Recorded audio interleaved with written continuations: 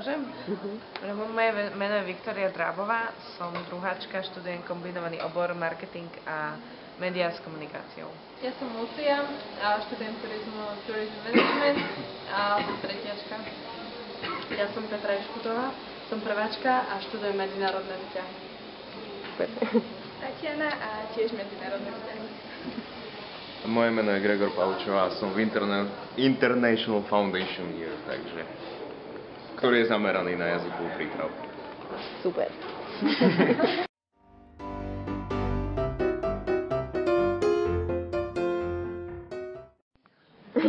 Že keď sú open days, tak zákazníci sú rodičia, alebo tých musíš ty ako presvedčiť, že či pôjdu na univerzitu alebo nie.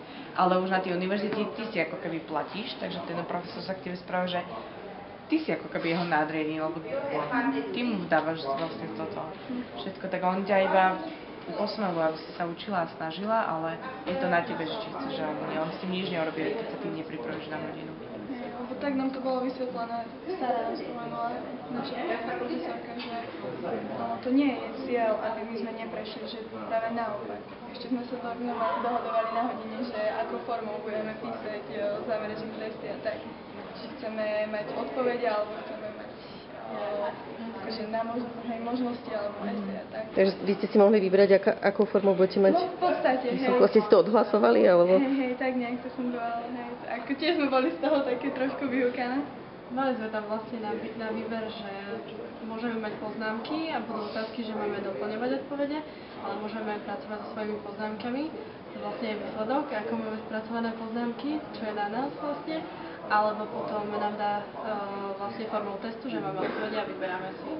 A plus ešte budú esejové otázky, ktoré nám dá týždeň dopredu vedieť, aké budú vlastne tie otázky. To sme si tiež odhlasovali. Tie zadania?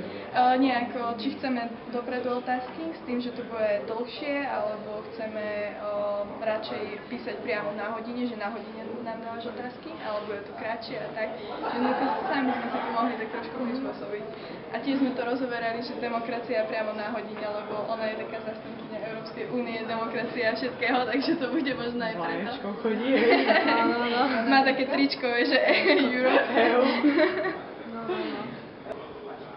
No, na bakalárovi podľa mňa oni sa, ako spomínala Vicky, oni sa veľmi snažia, aby človek v podstate z roka na rok sa zlepšoval, lebo ešte aj tak v prvom ročníku ešte ich tak nás motivovali, formovali, aby sme v podstate v druhom ročníku a v treťom možno mali nejaké také problémy.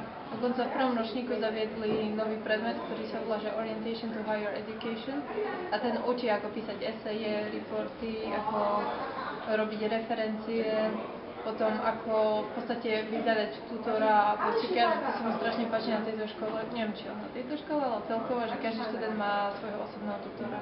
Tým pádom, že keď niekto má nejaký problém, hoci, čo ja viem, nám hovorí tutorka, že keď máte nejaké finančné problémy, alebo proste vás dierajú v robote, alebo neviem čo, tak príďte za nami a my vám povieme, že v podstate kam máte ísť. Nie, že ja to budem za teba riešiť, ale v podstate nám pomôžu, že kam ísť.